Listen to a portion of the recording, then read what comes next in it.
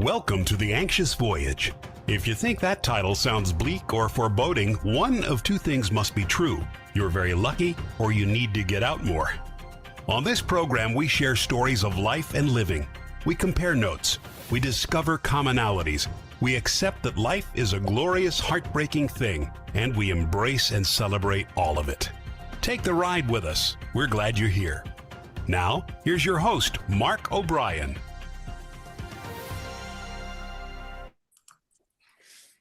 Welcome, everyone. We're glad you're here with us today, of course. We are coming to you live, as we always do, from world headquarters in Middletown, Connecticut, home of Albert Murfwiffle, who is in the Guinness Book of World Records for having grown the onion with the most layers of skin to peel. My guest today is a gentleman named John Dunia. We were talking before we went live that while John and I have known each other for a while, we've interacted infrequently and never one-on-one. So this is an absolute treat for me. And John, welcome to you, sir. Welcome, Mark, and it's certainly a treat for me as well. Thank you very much. I want to get into what you do in your work as the shame doctor, how and why you do that, and what may have shaped some of the experiences that led you to do that. But I also want to ask you, again, before we went live, you said something about your being in sales. I didn't know that. What do you do in sales? Oh, I actually work for two different companies, and they're both construction related. And so kind of like a manufacturer's rep or something like that? Yes. Yeah. Wow. Okay, interesting. So I'm just going to pursue that a little. So what do you sell? Well, with the one company I work with does windows and doors for custom homes in Las Vegas, and the other company does decorative glass. It's kind of hard to explain. Restaurant booth dividers. Well, we can do things like glass staircases, handrails. We do mirror for casinos. So I do. It's all kinds of really cool decorative stuff, and I typically work with interior designers on this. I make it my mission to learn something new every day, and it's only about 2 or 3 minutes after 1 Eastern, and I've already fulfilled my mission. Oh, good. I'm glad I could help. Thank you very much. On a complete side note, given what you do, I may want to connect you at some point with my wife, who's an interior decorator. Oh, okay, cool. As a matter of fact, she's at a project at a condominium building here in Connecticut right now. So I want to come back to this whole shame thing. I want to say that I think there are precious few people who've managed to come through their childhoods without trauma of some kind or another. And as I've thought about this show, and as I've thought about the work you do, I would be willing to bet that shame is a fairly consistent element in that trauma. Would you agree with that? The only reason I wouldn't agree is because it was much more than consistent. It was a major part of my upbringing. Yes. I don't want to make you uncomfortable. Would you be willing to share any of that with us? Oh, sure. You won't. When it comes to shame, there's very little that I won't share, because I feel like my story helps other people. And so when I say something, no matter, even if it doesn't make me look that great, I share it because people can empathize with that, and they can understand that, wow. And, and some things that may seem grave to me, other people might not think are that critical. But we all have those things in life where we think, oh, people are going to think this, and it's not really that big of a deal, or vice versa. So yeah, shame was a big part of my life. The problem was that I never realized it until my first marriage began to break down. I had no idea that it had the grip on me. It was influencing my decisions without me even knowing it. And I first want to start off by saying I got lucky to find a fantastic therapist that gave me the tools to come to this understanding.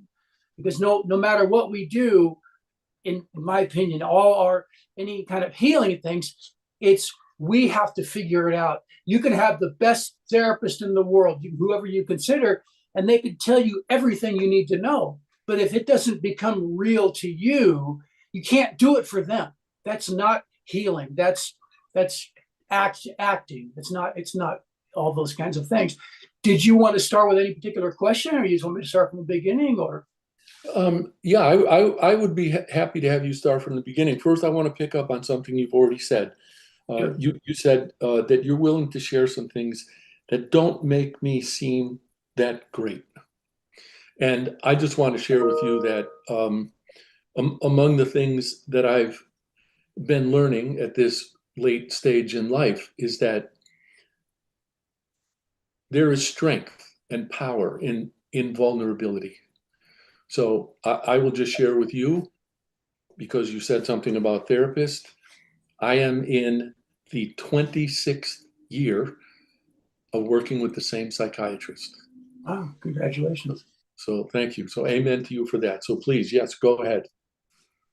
Well, a lot of the shame that I developed or was influenced was religion based. I was involved in an organization for many years that was pretty good at using shame to make us feel bad about who we are. Now, I'm not on here to bash religion. I'm not on. Everybody is allowed to have their own thoughts about it. I would only share my experience.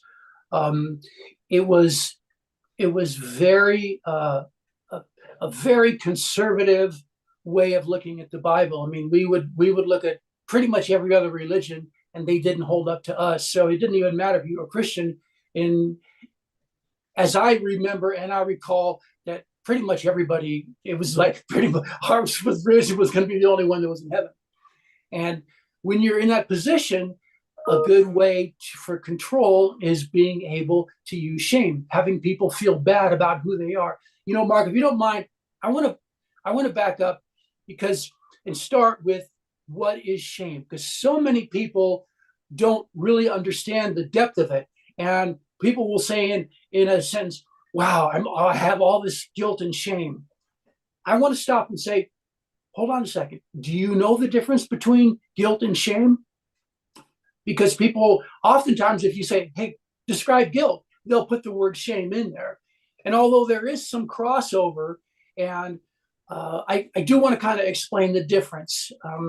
This is sort of a generic, and it's more personal based.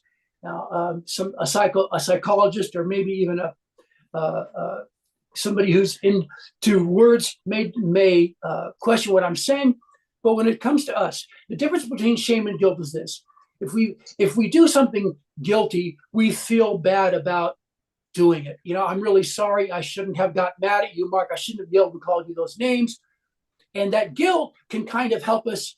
That negative feeling can be, next time, think about it, John. Don't say those things, because see how bad you made Mark feel, how bad you made yourself feel. Where if I did the same thing and I felt shame, it's like, you know why you called Mark those names, John? Because you're an idiot. You're a horrible person. Shame comes back on us, where we can't help it because we are this way. And in some ways, shame doesn't allow an opportunity to change, where guilt can say, guilt can be sort of a measure of to help us, remind us to be a better person, where shame is, you can't be better because that's just the way you are. And it's generic, it's kind of macro more than micro, but basically that's the attitude that I share with people to understand why shame can be such a detrimental force that it controls. There it is right now. I can't change. Why? Because I'm that way. And shame wants us to feel that way. Because, again, I'm going to get off on huge tangents, because in my book that I wrote about it covers all these different aspects of shame. But in some ways, I like to put it this way. There used to be the commercial where they'd have a devil on one shoulder and an angel on one shoulder, and they were trying to convince the devils, hey, be this way, and the angels say, no, you can't do that way. Well, shame is like having a devil on one shoulder and nothing on the other. But this devil isn't really a devil. It's something that you've created. But you don't understand. You've given it power, and it doesn't want to lose power like everything else, because if it loses power, it's going to go away. So it makes you believe these things about yourself so that you stay in this position, so it can stay. It's almost as if it's a different entity. And again, this is my case. It may not be the case for everyone, but it helped me understand that this is the issue, and this is what I need to overcome. First, I just have to say, wow, because I'd never thought about what I now take to be the insidious nature of shame, the way I now do, thanks to your explanation. And it seems to me that shame, it feels like this circular thing. Shame actually makes us an agent in our own shame, because it doesn't want to lose its power over us. And the only way that it can retain its power is if we go along with it. Yeah. And we have to in order to overcome it, we have to admit it. Now we feel bad. We have this adverse feeling toward it, because we don't want to think of ourselves as bad necessarily. We like to, well, it wasn't my fault. I was in the situation and I had no choice, kinds of things. I mean, when I was in this organization, my whole idea was, I want to do whatever I need to do to get to heaven. So I need to listen to my spiritual leaders, and whatever they told me, they're godly. I'm going to listen to them because I want to get to heaven. And in a sense, I gave up my responsibility. I gave up my liability for my own actions. And so there's so many crazy ways. Shame although it's sort of it's rampant, it's all over. We also deal with it in our own unique way, where somebody may not deal with it in the same way that I do. And here's another thing with shame. It has a wide range of emotions, everything from the feeling of complete unworthiness to total arrogance. Why are people arrogant? One of the main reasons is because they don't want you to know how poorly they feel about themselves. So they're bragging, they're overstating things, because they don't want you to know really deep down inside how they feel about themselves. And for me, a narcissism, where it breaks that point, is they've totally convinced themselves that they don't have this shame that that brought them to that point. So that's just another kind of clarification. So again, if you don't mind, how did that lead to the dissolution of your first marriage? The whole idea of listening to my leaders, the spiritual people, giving up my own idea, my own identity, my own self in many ways.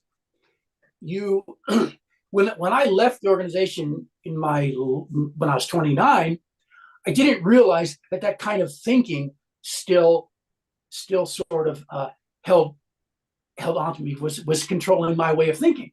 So when I met my first wife, she had 3 kids, triplets, by the way. I was actually coaching them. That's how I met her. So now, instead of giving this power to these spiritual people, I was giving that power to her. Tell me what I need to do to be a good father. I don't know. I've never been a father. Tell me what I need to do to be a good husband. So I gave up all these things. And in doing so, it kind of killed the mutuality in the relationship. It put me in a position that, again, I'm not blaming her so much, of where I wasn't myself. And the marriage did not feel like an equal. And it's not really important to get into the details of how things were, but when I started therapy, and first it was joint therapy. We had a few sessions together, and I really felt like I was progressing. And finally, when she said, I know you better than Shannon. He doesn't know you like I do. You haven't made any progress. And at that point, I was like, okay, I have to take this to myself. And things were over, and I started, look, I have to take responsibility. And all these issues that were from the church when I was younger. Like, do you mind if I have time to tell a quick story? Yeah, I was going to say to you earlier, there are no tangents on this program. It's all conversation. So Okay. Please go ahead. One of the biggest impactful stories of my life. I was 14 years old, and we were at a camp up in the mountains. It was a football camp. It was before the school year started. And the founder of the organization, whom I refer to in my book as the Oracle, because I literally believed every word out of his mouth, from God's lips to his. I mean, when he spoke, it was God talking to me. And there was this.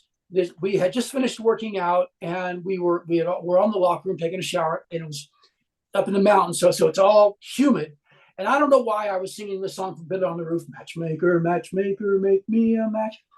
And this guy pulls out one of the Ohio blue tip strike anywhere matches, and he hands it to me. So I take it, I rub it on the wet floor, thinking it's not going to work. I strike it, it strikes. I walk over to the faucet, douse it in water, throw it in the trash. It's all over. Well, again, this is a religious school. The next day we had our daily devotional period, and this Oracle says, "What are you trying to do? Burn down the forest?" He was somebody had told him that I had lit this match. I don't know what he knew, but here's God telling me, "What's wrong with you? Are you trying to burn down the forest?" So I'm thinking like, wow, I'm a horrible person, but I wasn't trying to do that. But I can't argue with God, because how can you argue with God? So I was in this state of confusion, this horrible self-loathing. You can't even figure out what's wrong with you. And you can see how emotional I am now. I'm at the point now where when I tell that story, I get this way because that was after that moment. I was always captain, always president of the class, but after that, nothing. I really feel like that had a big, huge impact. And when I was talking to my therapist one day, the light went on when I realized, John, it wasn't what the Oracle said to you that caused the damage. It was that you accepted, you believe what he told you. Now, I look back at that 14-year-old and say, you really didn't have a choice. Because you really believed it was God talking to you. I mean, I could have said no, but there was no way. I just couldn't. That's the way I had built myself up. So the healing came when I was able to forgive that 14-year-old boy for believing those things. Because I honestly, firmly believe that if he were alive today and I confronted him, he would say, I didn't do anything wrong. I was telling the truth. And it does no good for me to forgive him. And we'll talk about forgiveness later, because that's a big part of the healing. I had to forgive me. Would I forgive him if sure, but he wouldn't accept it. And it doesn't really matter. But when I forgave myself, that was when the whole thing started. When the therapist helped me realize that it's not what other people say, it's the fact that you believed it, that you make that a part of who you are. And that was where the light came on at 53 years of age. Is there a difference between in a situation like that, between forgiving yourself and coming to understand that you had not done anything wrong? If you had not done anything wrong, and I don't believe you did, why would you have to forgive yourself? I forgave myself because it changed the way people perceive me. It changed things moving forward. When I became an adult and realized that wasn't my intent, I was angry and maybe a little bit bitter. And that's why sometimes people get stuck in these, I'm an alcoholic because my dad beat me. Now, again, I don't want to put anything down. I'm not speaking for anybody else. But when we when we take something and you know why I'm this failure? Because of this, because of the way I was treated. Now, those are all things that contribute to it. That was tough for a 14-year-old boy to go through. And I may not have been able to do anything about it at the time, but as an adult, I got to take responsibility for my actions. I got to take responsibility for what I believe and not say, well, you know why my life was all screwed up because of what he did that particular day. So that forgiveness was, in my case, was very important for me to move forward. Yeah, and I believe, I was going to say I think, I'm going to say I believe, that there has to come a point, if we accept the notion that I posited at the beginning, that precious few childhoods are trauma-free. Yeah. There has to come a point, I believe, at which you do have to take responsibility, not for what happened to you or for what might have been done to you or said to you, et cetera, but for the fact that if you do it right, you have an adult life to lead. And in leading that adult life, you can't be lugging that traumatic childhood stuff around with you, because it gives you a reason, if not an excuse, to not live the adult life that you should be responsibly living. I guess that's the best way I can put it. There again, because there's so many levels of emotional hurt. When it comes to emotional healing, I use a lot of references to physical healing. We have a cut, a scrape, we put a Band-Aid on it. How do we know it's healed? Because we take the Band-Aid off and it's no longer there, right? Then we have maybe an injury, we need stitches. Maybe we have what's a broken arm where we need a professional to set it right. Maybe we have an amputation where we have a whole team of people and we have therapy for maybe for a long time. But we've heard of people who've had burns all over their bodies who've learned to thrive. People who've lost limbs who've learned to thrive. Okay, so in the emotional situation, let's start with the horrible. Maybe somebody was physically abused for much of their childhood, sexually abused for much of their childhood. Okay, now I'll tell you what makes my blood boil, and I want to smack somebody in the face when I hear that. Well, the first thing you need to do, little boy, that was raped every day of your life, for 3 years, is forgive your abuser. No, that's the worst thing you could tell somebody. Now, why should that person forgive themselves? They didn't cause that abuse. They weren't the ones doing that to themselves. They were just a victim in the wrong situation. This is the question that I ask. How many times did you ever say, wow, did I do something to deserve this? Is God punishing me because of the person I am? Those are the things that we need to forgive ourselves for. And it's not easy. That's why, again, this is one of those things where it might take, time. Time does not heal all wounds. Don't just let me get that straight. But sometimes wounds take time. When you have an amputation, you just can't stop the bleeding and then continue on with life. There's going to be years of therapy. And if that's the case, if you had an extreme emotional trauma that could be similar to an amputation or 60% of your body having third-degree burns, it's going to take a while. And remember, our little cut that we knew, we know it's healed, it's not there anymore. If you get a scar, that's never going to go away. Well, the scar can become a reminder of how strong you've become.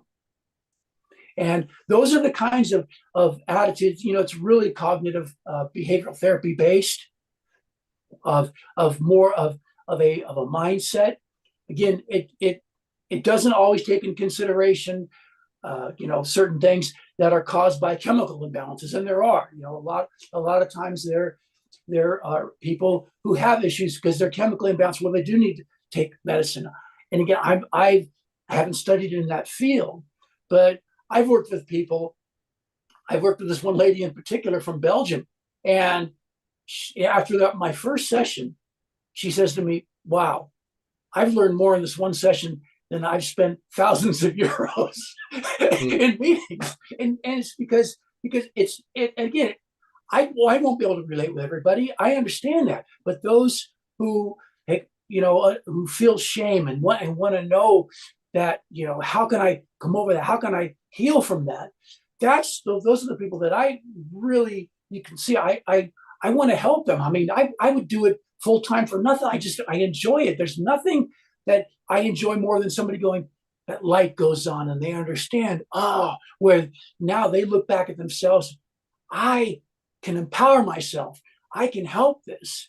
Again, it's not always an easy step, just like healing. All our cuts aren't all little abrasions that can heal just a little bit.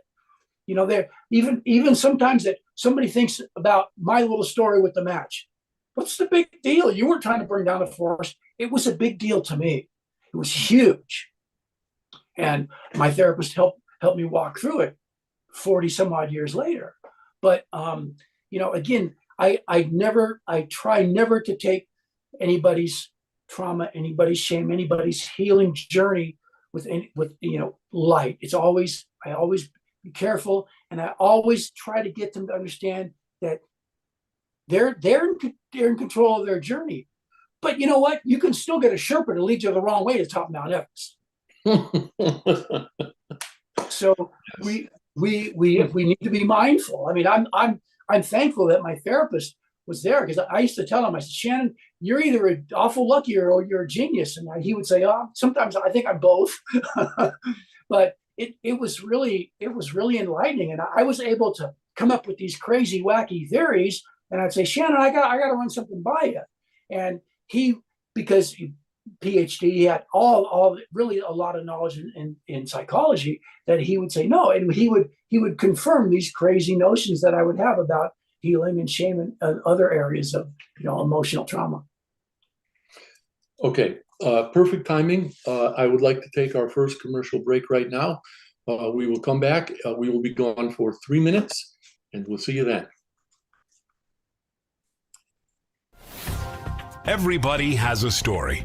Everyone's story deserves to be told, and the only bad stories are the ones we don't share. That's why Mark O'Brien created The Anxious Voyage. It's Mark's conviction that every story deserves to be shared, and his purpose is to give people in all walks of life, from any circumstances, a chance to tell their stories. The Anxious Voyage is now on syndicated Dream Vision 7 radio network every Monday at 1 a.m. and 1 p.m. Eastern Time, with live broadcast every first and third Monday at 1 p.m. Eastern. Please tune in, please join Mark, and please share your stories.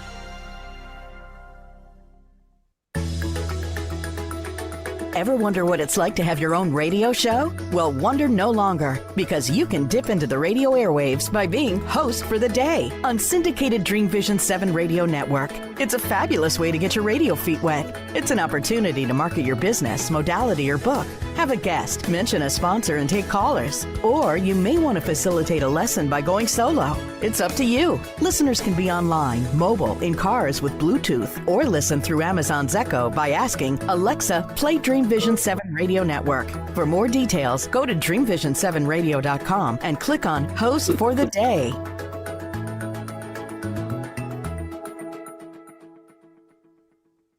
You can't establish your brand's authority without a voice. That's why, since 2004, O'Brien Communications Group, OCG, has been helping companies establish their authority, find their brand's distinct voices, and position their brands effectively and persuasively. So effectively that 9 of OCG's clients have been acquired by other companies. OCG's business model emphasizes efficiency and results, not hourly billing, markups, and media commissions. That ensures OCG's advice is unbiased and its clients aren't at financial risk. If you're ready to find your voice and use it to tell your story, OCG is ready to help. You can find O'Brien Communications Group on the web at o'briencg.com. That's OBRIENCG.com, or call 860-944-9022. Calling all authors. Have you been considering an audiobook? Well, look no further. Come take advantage of Dream Vision 7 Radio Network's unique in-house audiobook production, which includes benefits and bonuses from our radio station. Let our knowledgeable staff guide you to create the audiobook you've always dreamed of without breaking the bank. Check out our full one-stop service from A to Z, including the ACX process. Schedule a free consultation by calling 508-226-1723. That's 508-226-1723. Or go to dreamvision7radio.com. This is Dream Vision 7 Radio Network, uniting mankind with universal love. Our shows are created from the heart, bringing each listener to a place of divine enlightenment. Breathe, relax, and enjoy. Let life flow. Welcome back. John, you said earlier that you wanted to come back and talk about forgiveness. Yeah. But I would like to bounce something off you and get your thoughts about this. You also said at one point earlier that guilt and shame are often conflated. And I think you explained persuasively to me how and why they're quite different. But I want to bounce one more, I'll call it another conflation off of you. And this has actually happened to me twice. And that is the difference between guilt and hope. And I'll tell you what I mean as quickly as I can. In the first instance, I was having a conversation with my psychiatrist. And it was at a point at which my mother, who was always, let's just say, a rather difficult character, was starting to slip into dementia and was exhibiting some of the classic characteristics of that: paranoia, belligerence, and sometimes aggression. So I was struggling with whether Anne and I should try to include my mother in our holiday celebrations. And I said to my psychiatrist, the challenge is that I know she's just going to take all the oxygen out of the room and make everybody miserable. And my psychiatrist said, Mark, do you know what's wrong? And I said, no, I don't. And she said, you can't let go of your, and I was completely convinced the next word was going to be guilt. But she said, you can't let go of your hope. And I was completely taken aback. And she said, you think you can make it better, but you can't. More recently than that, in fact, it's ongoing, I have a friend. He's a guy I've known for 65 years. He's now in a nursing home. He's suffering from cancer, which may or may not be treatable at this point. I don't think anybody knows. And when I found out he was there, I went to see him with hope. When I first recognized my hope, I thought, wow, maybe that's actually control. And then when I realized what the situation was, I realized, you know what? I'm going to have to let go.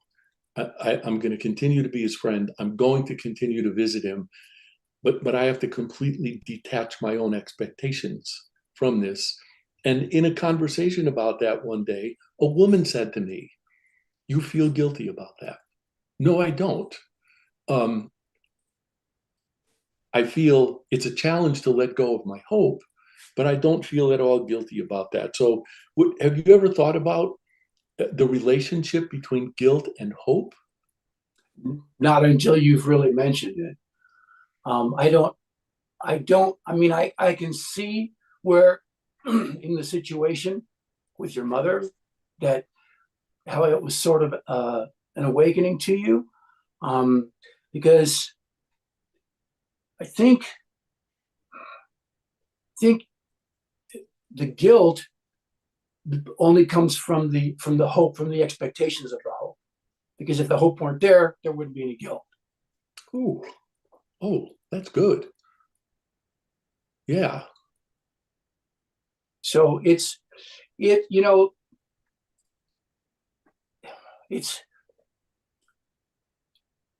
in that, with the hope versus the guilt, that would seem very situational. You know, you've had two situations, but I would imagine there's a lot of situations where you had hope for a client, expectations for a new client, for a friend, whatever, and they came true. There was no chance for any guilt. So I think in your situation, just thinking and pondering all that is benefit. It's not a waste of your time, because I think it explains to yourself, it gives you a better idea of who you are. So it's not a bad thing to question it, or when your therapist says in those situations, when she says something and you're expecting something else and she throws a curveball at you, that's good, because now here's a chance for self-growth. So Yeah. So there's nothing wrong. There's nothing wrong with contemplating that, but I don't see a continual situation where hope and guilt are intertwined in every circumstance. Okay, thank you. Points well taken. And I consider, well, my whole life is an evolution, right? But Yeah. but I consider this evolution in my thinking to also be one of learning. So I have no inclinations whatsoever to shy away from any of that. Right. And I know I will continue to learn from that. So I appreciate what you just shared. I do want to give you the opportunity to say more about forgiveness. Okay. When I had this whole shame awakening, this is going to be funny, because it was February 22nd, 2013. This was what I call my Independence Day, because the whole thing came to light. It's like the light turned on. And so when I finally realized this whole thing was shame, I remember saying to my therapist, I can't believe it took me so long. And the next breath was, and there it is. Shame's already trying to get me, because I had like this awakening of shame, and then there I'm putting myself down. You stupid jerk! It took you that long, and then, but I saw that. Wow! I just had this, this glorious moment, and I was trying to beat myself up for it. And what gets us past? What gets us through? Healing, right? In fact, my book is called Shame on Me, Healing a Life of Shame-Based Thinking, because what good does it do if we know and understand all this information about shame and we can't process it? We can't become more self-empowered. And before we can really empower ourselves, we got to heal from that. If you got an injury from doing a workout, you can't keep working out. You got to let it heal. Then you can start getting it stronger again. And I think in many ways that works with our emotional situation. So the whole idea is healing. And for me, forgiveness, especially when it comes to forgiving ourselves, is a huge part of that.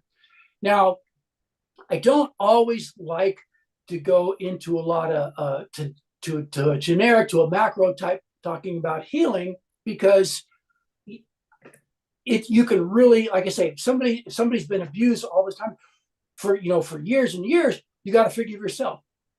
Why would they not be angry at me? What do you mean? I didn't do all this stuff. I wasn't the one.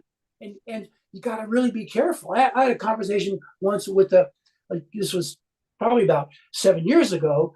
My kids just turned 44, and this girl happened to be their age. But so she was in her late 30s, early 40s. And I said, I just don't want to go there because it's hard. She goes, no, you need to do it, because she knew me on that level. So I asked her the question: how many times did you ever think it was your fault, or is God? Why is God punishing me for? Is this something that I did? And immediately she just stopped, and wow, I get it. And because let's just say, for instance, this Oracle guy that when I forgive myself, I gotta get his forgive. No, I'm not gonna forgive you, John, because I didn't do anything wrong. I'm not gonna ask you. Then now your whole life is stuck at this I can't move on because I got to get forgiveness. You can't allow other people to stop you from living a life, from empowerment, from living a life of peace, happiness, wherever you want to put that.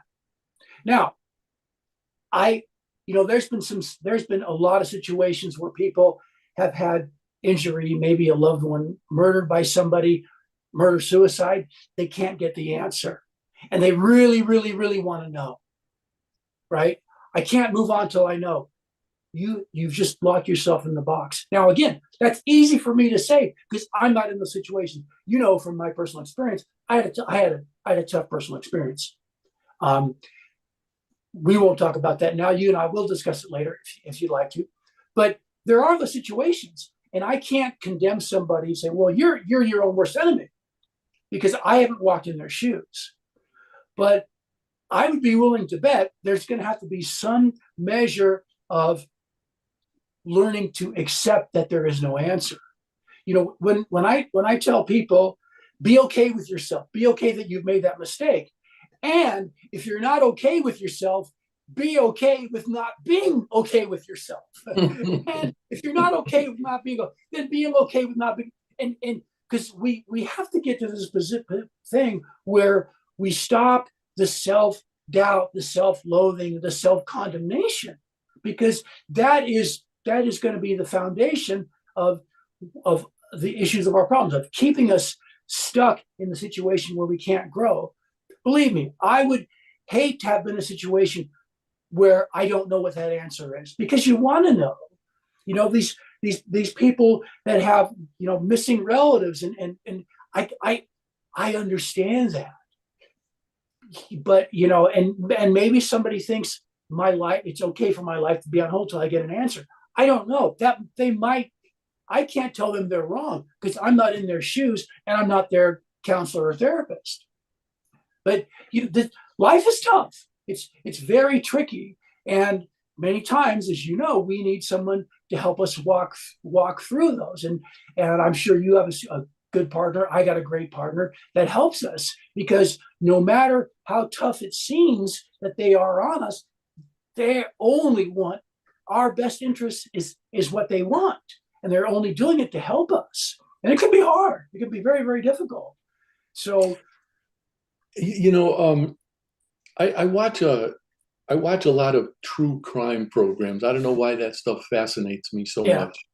And it's funny you should say what you just said about losing a loved one and not knowing what happened. And I hear people talk a lot about giving themselves permission. Well, I'm going to give myself permission to forgive myself. I'm going to give myself permission to let such and such go. In a situation like that, do you think people might start to rationalize and say, oh, wait a minute, if I'm going to give myself permission to let myself off the hook, am I letting something go? Is that irresponsible of me? And might that then cause guilt for someone who decides to let something go? There's so many dynamics. Remember that one time I made a comment to you about how our life experiences brought us to different conclusions, different answers. Yes. And it's gonna be the same thing. That's why a therapist has to sit and talk to somebody and understand and get their background. Because as you and I both know, our childhood really has a big impact. And if people don't understand that, I'm not saying that they're wrong, but I think they should take a second look. So when a person gives themselves permission, I feel like that's typically a good thing. Could it be a bad thing? It can always turn into something. I mean, not always. There's always a chance of it turning into something that's not productive or harmful, because we don't know what the situation is before, and we don't know what the outcome was. It's like a child. How many times has one person raised somebody who's just been this stellar kid, and another one, let's just say, not so stellar? And the parents did the same thing, and parents will blame themselves. We just there are just so many factors in every situation Yeah, it's hard. It's like with mental illness. And I asked my therapist this once. One of the things that I don't like about it is people will pigeonhole themselves. Say, I have depression. I'm in this particular, thing. Well, now they look up depression, all these symptoms, and they feel like they are confined to go through these steps. No, they're not. It's you yourself. It's your own journey. So that, now we have to have those things because we need to know as a direction, what is the mental issue you're dealing with, all these things. So that they need to be there. But I would caution people, look at everybody's not a textbook case, and remember that, because that will help you. That could be very beneficial in healing some things moving forward. I agree. Here's what I'd like to do, because our first segment ran a little bit long. I would like to take our second break at this point, and then we can come back and get into this a little more. And I also want to make sure that people know where they can find you and where they can find your book. So Sure. We'll be right back after this break. All right, thank you.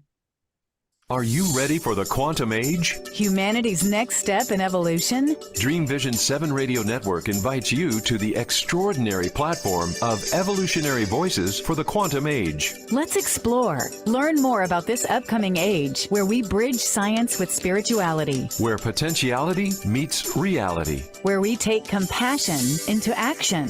Our trailblazers and visionaries will ask the whys, the what ifs, while igniting continuous possibility. Come along with us into an age beyond what we know today, where we can grow together in unity consciousness. Experience evolutionary voices for the quantum age, Monday through Friday at 8 a.m. and 8 p.m. Eastern on DreamVision7Radio.com. You can't establish your brand's authority without a voice. That's why, since 2004, O'Brien Communications Group, OCG, has been helping companies establish their authority, find their brands, distinct voices, and position their brands effectively and persuasively. So effectively that 9 of OCG's clients have been acquired by other companies. OCG's business model emphasizes efficiency and results, not hourly billing, markups, and media commissions. That ensures OCG's advice is unbiased and its clients aren't at financial risk. If you're ready to find your voice and use it to tell your story, OCG is ready to help. You can find O'Brien Communications Group on the web at o'briencg.com. That's OBRIENCG.com, or call 860-944-9022. Calling all authors. Have you been considering an audiobook? Well, look no further. Come take advantage of Dream Vision 7 Radio Network's unique in-house audiobook production, which includes benefits and bonuses from our radio station. Let our knowledgeable staff guide you to create the audiobook you've always dreamed of without breaking the bank. Check out our full one-stop service from A to Z, including the ACX process. Schedule a free consultation by calling 508-226-1723. That's 508-226-1723. Or go to dreamvision7radio.com. Everybody has a story. Everyone's story deserves to be told. And the only bad stories are the ones we don't share. That's why Mark O'Brien created The Anxious Voyage. It's Mark's conviction that every story deserves to be shared, and his purpose is to give people in all walks of life from any circumstances a chance to tell their stories. The Anxious Voyage is now on syndicated Dream Vision 7 Radio Network every Monday at 1 a.m. and 1 p.m. Eastern Time, with live broadcast every first and third Monday at 1 p.m. Eastern. Please tune in, please join Mark, and please share your stories. This is Dream Vision 7 Radio Network, uniting mankind with universal love. Our shows are created from the heart, bringing each listener to a place of divine enlightenment. Breathe, relax, and enjoy. Let life flow.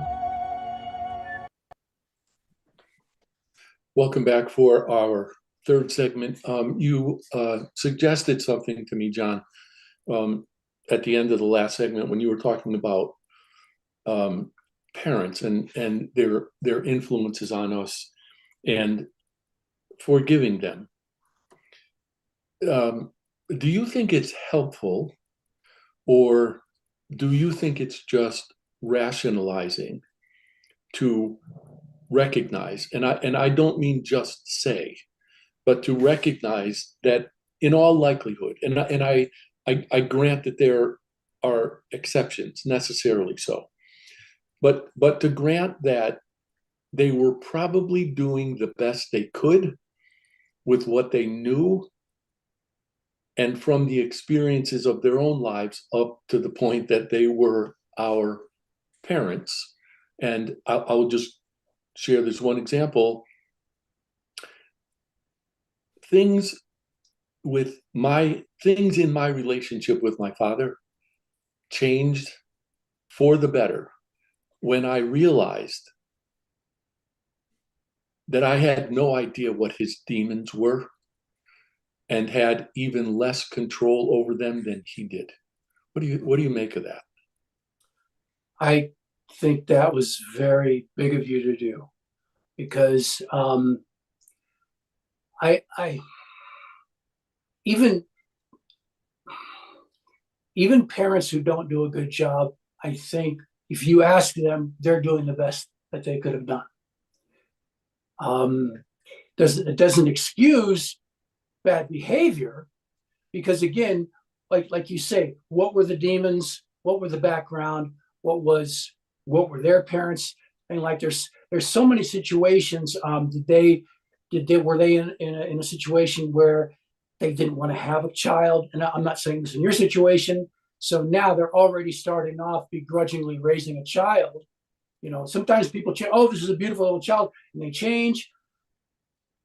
Again, but I would say in your situation or anybody's situation who can understand that their parents had these demons or these defaults, whatever you want to call them, and again, it doesn't excuse their behavior, but in a sense, it really changes you. And when you change, you can help that relationship change if the other person wants it to. Granted, you may have to compromise, in your situation, you may have to, I'm making this up, not bring up things about your dad or say certain things or comment on it. You may have to do that because overall it keeps a closeness going. There maybe have been a situation that really made you angry, but you don't bring it up because it's more important to have the relationship than to say, hey, you know what, you really messed me up on this one. So again, that's a compromise. That's a choice that you make for the greater good of the relationship. But I think in that situation, you're also aware enough to not allow that situation to keep you stuck in this mire and not help you grow. I in your situation, I'm pretty sure that's a true statement. Well, thank you. I appreciate that, and I'll tell you two things. One, I'm the second of four, so I don't think it was a matter of my parents not wanting to have children. And I would also say, in fairness to my dad, yes, as I discovered, he did want that, and he was very much receptive to it. At this point, because I want to be certain we don't run out of time, please tell folks how they can find you. Please remind me again of what the name of your book is, and I will tell you that when I share recordings of this program, which will take place before the end of this week, I will include whatever relevant links you would like me to include in your book. So, I appreciate it very much. The name of my book is Shame on Me, Healing a Life of Shame-Based Thinking. And it can be found on my website, which is shamedoctor.com. And it comes up, it's pretty easy to see, thing comes up by the book. So I have to ask you, given the business I'm in, which is marketing and brand management and such, did you have a difficult time getting shamedoctor.com, or was that available to you the first time you searched for it? It was available. I grabbed it. Wow. There is sorry, this is tangential to be sure, but there's a gentleman who founded a place called the Graduate Institute here in Connecticut. Mm-hmm. And I don't remember the year he did it, but the URL that he was able to get for that was learn.edu. If he ever decides to sell that, I can't even begin to imagine what that might be worth, but it's fun to think about. Yeah. John, this has been one of the fastest programs that I've ever been able to do. I thank you very much. I already respected and admired you before this conversation. I respect and admire you even more now. And I have to tell you, I love your energy. Oh, thank you. And when you talked about your moment in therapy, when all the lights went on, I saw and felt you getting lighter. Somehow you managed to even share that, the feeling of that experience. So thank you. Thank you. I very much appreciate that. I really appreciate what you said. That means a lot to me too. All right. Well, I look forward to staying in touch with you, and we may just do this one again. That would be great. All right. Thank you, John. Thank you. I thank everybody for tuning in today. I will be back in 2 weeks with our next program. Thank you for tuning into The Anxious Voyage, the program dedicated to sharing stories, helping people, and celebrating life. You can see and listen to The Anxious Voyage on syndicated Dream Vision 7 radio network every Monday at 1 a.m. and 1 p.m. Eastern Time, with live broadcast every first and third Monday at 1 p.m. Eastern. If you have a story to tell, or if you know someone who does, please email the host, Mark O'Brien, at mark@o'briencg.com. In the meantime, please remember, the only bad stories are the ones we don't share.